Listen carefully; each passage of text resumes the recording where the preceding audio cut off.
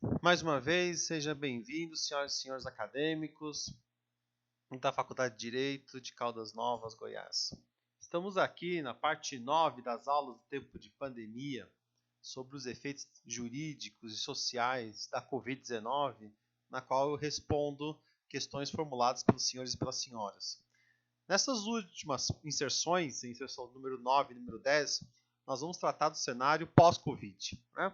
O que vai acontecer ou o que está previsto para acontecer nos próximos tempos, nos próximos meses. Né? Fazendo essa ponte entre o que nós temos, conhecimento hoje, com aquilo que pode vir a ser realidade amanhã. Evidentemente que uma das primeiras perguntas, indagações dos acadêmicos, diz respeito à questão de uma eventual segunda e terceira onda de contágio do novo coronavírus, se é possível ou não. E, infelizmente, isso pode ser possível, né? Uma vez que, se nós pensarmos no mundo como uma forma redonda, né? Evidentemente que aqui nós não estamos discutindo nenhuma dogmática científica, né? O vírus ele teve um surgimento, né? Evidentemente que ele foi detectado na China, o que não significa dizer necessariamente que ele começou na China, que a sua mutação ocorreu na China, pode ter ocorrido em outro território, mas a comunicação ocorreu na cidade de Wuhan em dezembro do ano passado. E que isso foi se proliferando, né? Atingindo demais países da Ásia, do sul da Ásia, do Oriente Médio, da Europa aos Estados Unidos e chegando à América Latina e África e Oceania. Evidentemente que isso não vem no mesmo tempo, ainda com a mesma força ou também impulsionados pelo mesmo tipo de resposta. A pandemia ela vai apresentar diferentes respostas em relação às ações dos governos. Há governos que flexibilizaram um pouco mais, outros fecharam um pouco mais. Isso eu vou fazer essa indagação na próxima pergunta. Mas essa pergunta é importante porque, como o ciclo não se fecha, ele pode ter um novo reinício, né? Uma vez que você não zera. Então, o princípio é que pode voltar o vírus para a China, pode ter uma nova expansão na China e recomeçar todo um processo de multiplicação do vírus. Né? Tanto isso é verdade que os 5 casos que apareceram semana passada em Wuhan já foram responsáveis para o governo fazer 11 milhões de testes, repito, 11 milhões de testes, muito mais que o Brasil nesse momento, né? E vão testar apenas todos os cidadãos daquela cidade, para não deixar que essa segunda onda se inicie. E por que isso é importante? Porque quando você quebra esse vínculo, você pode fazer com que essa segunda onda, ela não surgir, não começando a ressurgir, ela pode não aparecer em efeitos globais. Evidentemente que não é só na China que tem que fazer isso. A Europa também tem que fazer, os Estados Unidos e nós também aqui do Brasil, da América Latina, África, Oceania. Assim, é algo que todos os países têm que fazer coordenadamente. Um que falhar pode ser responsável pelo reinício e pesquisas já indicam que uma segunda onda seria muito mais forte do que a primeira onda. Né? Uma vez que quem já foi infectado, se a maioria das testes estiver certa, que as pessoas infectadas adquirem anticorpos, podem não ser contaminadas novamente, que ainda não é uma certeza absoluta, uma vez que o vírus já tem as suas mutações, seus subtipos por região do mundo, já tem o subtipo brasileiro, subtipo europeu, subtipo americano, subtipo chinês, e isso inclui muitas vezes a ter problemas de áreas que já tiveram vírus ter contato com o vírus de uma outra região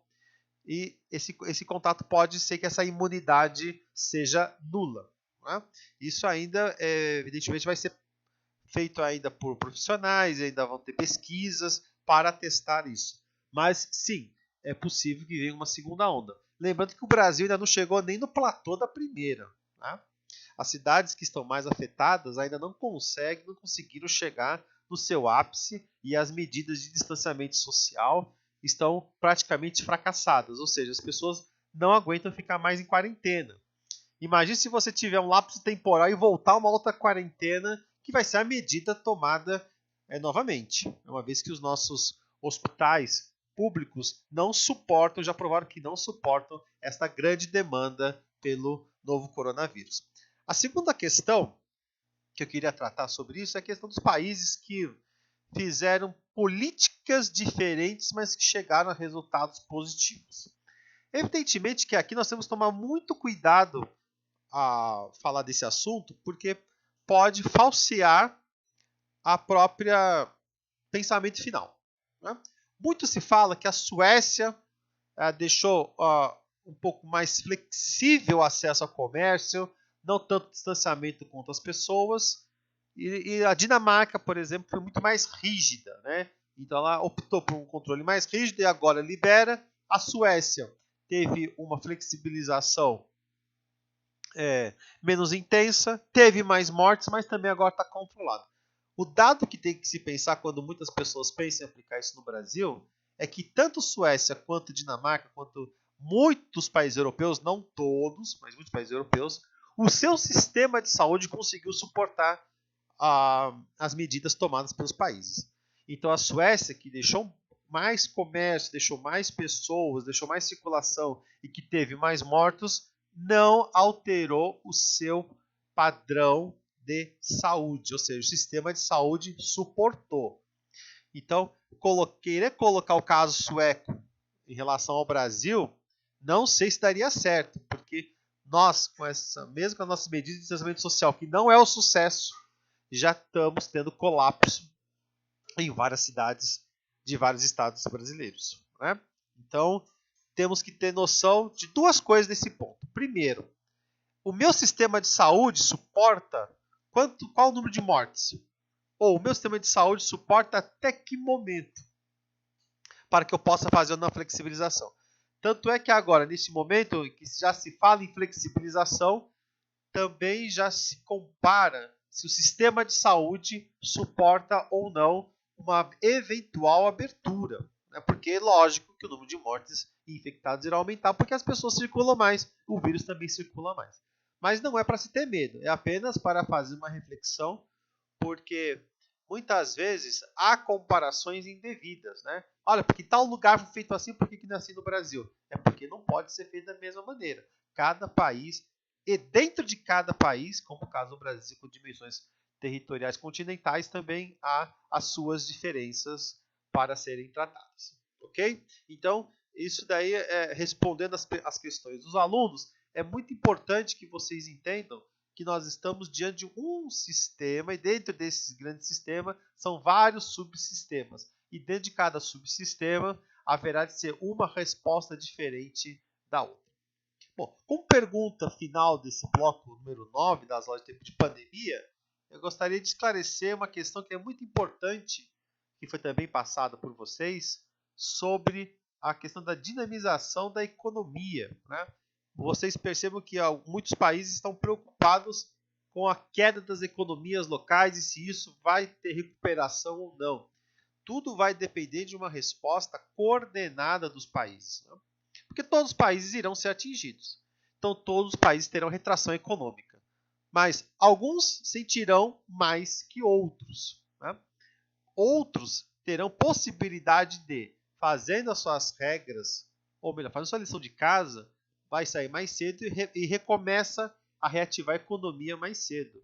Então, pode ser que essa queda, que hoje está projetada em mais ou menos de 4% até 8%, a depender da economia do globo, pode ser amenizada no segundo semestre.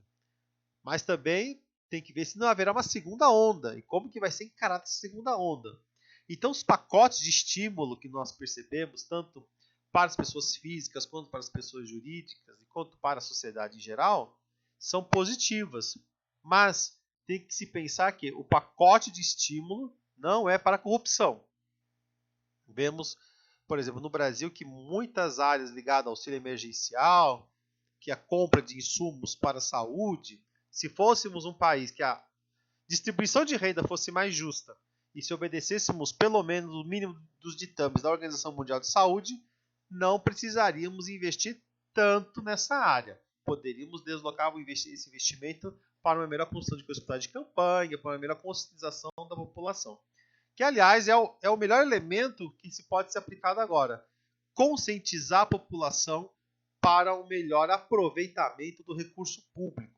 Isso é muito importante que seja bem delineado nesse tempo de pandemia e após, uma consciência quanto ao uso do recurso, porque somente assim podemos garantir que o dinheiro que é retirado de nossa tributação seja aplicado para o bem-estar da sociedade, para o bem comum que tanto discutimos em direito. Bom, por enquanto é só, pessoal. Termino aqui a parte 9. Já vou disponibilizar para vocês. Espero que tenham gostado.